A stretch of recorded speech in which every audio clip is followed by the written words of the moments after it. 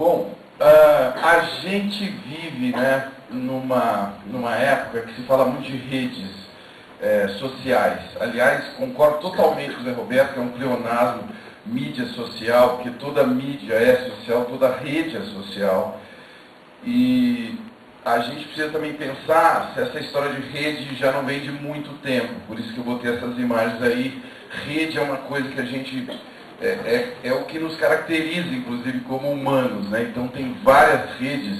É uma coisa que já vem de algum tempo, né? Então, quando a gente fala de rede, hoje, de rede social, para mim tem uma mudança muito importante que a gente precisa tocar, que é o seguinte: os meios que a gente tinha de transmitir informação que eram analógicos, né? Eles não eram facilmente de distribuição, como é o caso desse veículo de comunicação aí, que era, enfim, uma pedra pesada que você não conseguia distribuir facilmente essa informação que os caras colocaram aí. Mas se você olhar esses primeiros escritos, lembra muito alguns sites, se você olhar. Aliás, melhor que muitos portais por aí. O design é muito bacana, né? Você vê que tem aí os frames, tem, enfim, a imagem associada ao texto e tal. Já é de muito tempo que a gente tem essa vontade de navegar na web. Vejam vocês que maravilha, né? Eu acho muito bacana olhar para essas coisas aí, ó, e ver o quanto que o design dos caras era muito bom. Às vezes melhor do que o nosso hoje, né? E agora a diferença básica é que essa coisa não se espalhava com velocidade, né? E a diferença é essa daí. A publicação das coisas, né, era privilégio de muito poucos. Então, quando o Zé Roberto me introduz aqui falando do olhar eletrônico, a gente começou a produzir reportagens e documentários e ninguém assistia. Nem os nossos pais, que estavam muito preocupados com o dinheiro que eles estavam gastando com a gente. Porque não tinha onde publicar. Então a gente fazia vídeos, aqueles vídeos ficavam restritos a um círculo muito pequeno de pessoas, até que alguém teve a irresponsabilidade de colocar no ar algumas coisas que a gente fez na TV Gazeta de São Paulo, que é um canal que naquela época, inclusive, era muito mais modesto do que é hoje, uma audiência muito reduzida. E a partir dali a gente começou, enfim, a publicar o que a gente fazia, né? A diferença abissal que existe hoje é que as coisas que vocês fazem, as coisas que nós fazemos, elas podem ser imediatamente publicadas. Aliás, eu estou vendo que tem muita gente publicando o que eu estou falando agora, inclusive um que está transmitindo com imagem e vídeo. É isso que você está fazendo? Eu vi ali um Twitchcam, assim, uma câmera transmitindo o que a gente está vivendo aqui. Ou seja, a publicação é que mudou radicalmente. E aí tem esse rapaz aqui, que é um marco na publicação, que é o Gutenberg, que causou toda enfim, o espalhamento de conhecimento numa época que mais tarde a gente chamou de Renascença, né? Século XIV, XV, XVI, enfim, houve uma explosão de troca de informação, justamente porque o cara inventou uma maneira de espalhar uma informação que antes ficava aprisionada, principalmente na igreja, enfim, nos donos do poder. Uma informação começou a circular. O primeiro best-seller dessa invenção da prensa e do livro continua em cartaz até hoje, que é a Bíblia, né? O cara espalhou um conhecimento que estava fechado lá. Hoje, o que a gente está fazendo, né? A gente está pegando toda essa história e fazendo o seguinte: a gente começou com esse tipo de espalhamento, que é a televisão. Eu, pelo menos, sou a geração DNA televisão, um jeito de espalhar muito chamado, quer dizer, o DNA da televisão é um DNA broadcast, quer dizer, eu falo, vocês escutam em silêncio e acabou a conversa, daí que vem aqueles termos, o da poltrona, né? que é o cara que ficava com o controle remoto, só no máximo trocando de canal. Ele não fazia nada, ele não produzia nada, ele não atingia o emissor de comunicação que estava enviando aquilo para ele. Eu estou usando a metáfora da televisão, mas a gente pode falar também dos jornais, das rádios, das revistas. Os jornalistas simplesmente falavam e o cara consumia calado. No máximo ele conseguia publicar uma cartinha naquela famigerada sessão de cartas, muito bem editada, por sinal, pelos veículos e tal. Ele não tinha voz nenhuma, né? O leitor, o ouvinte, o telespectador. O mouse, aliás, o controle remoto, é isso que eu estava falando, o conteúdo chegava até o indivíduo que ficava calado. O que acontece hoje?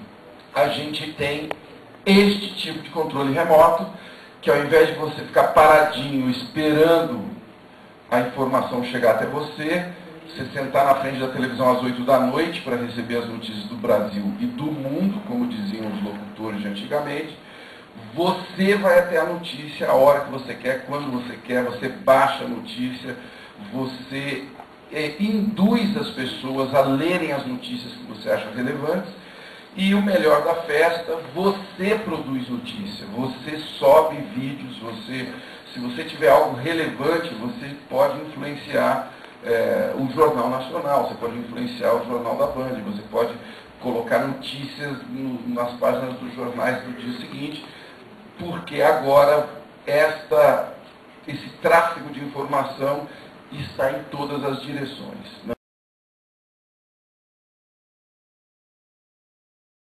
Tudo que a gente fala hoje guarda uma memória, né?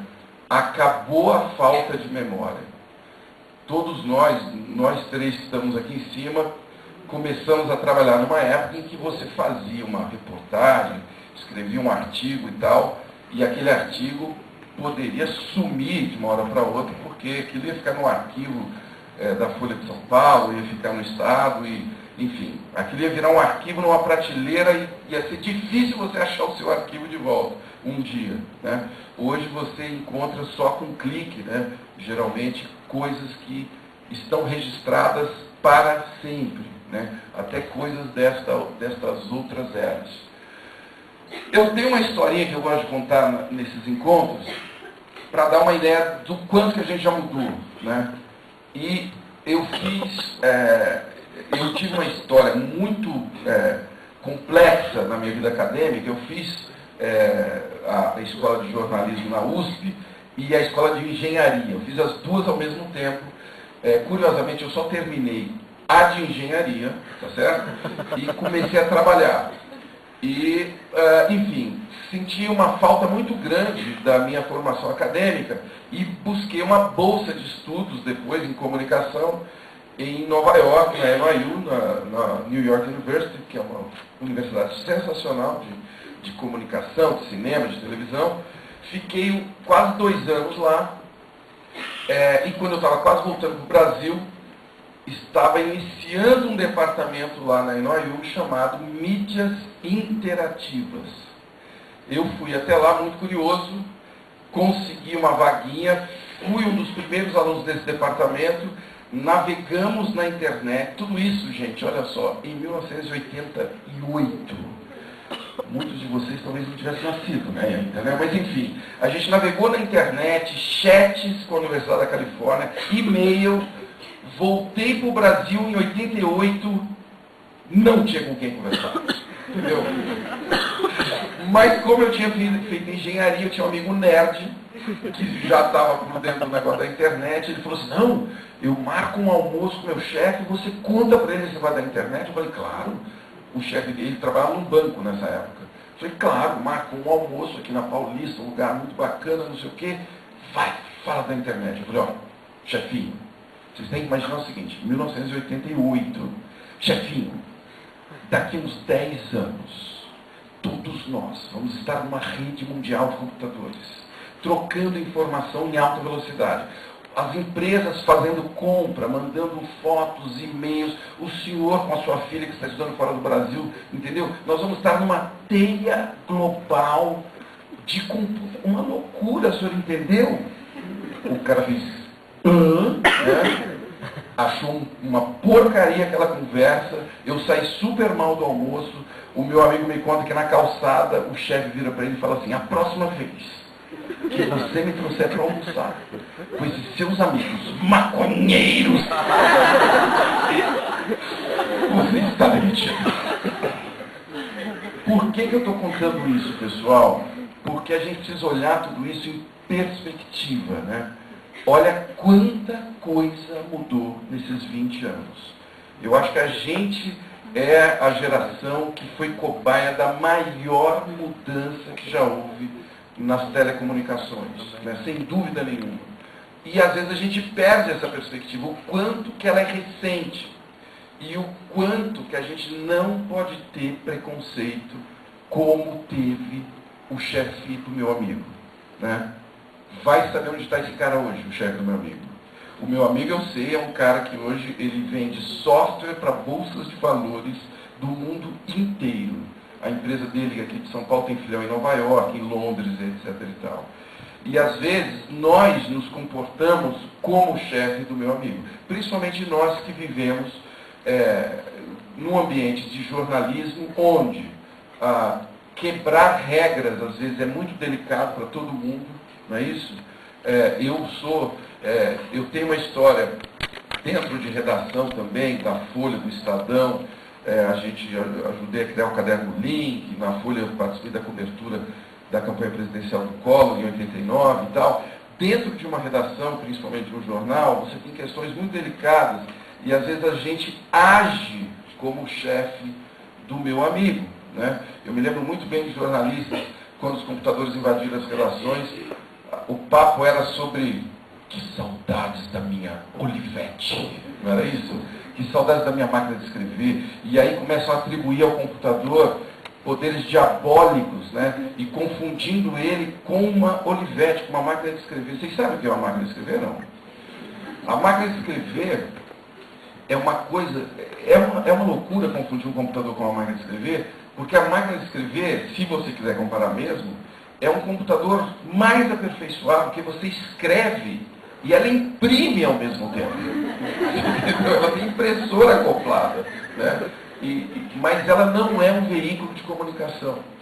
Então, confundir uma máquina de escrever com um computador é não entender o tamanho da mudança que a gente está vivendo, né? E muitas vezes isso acontece.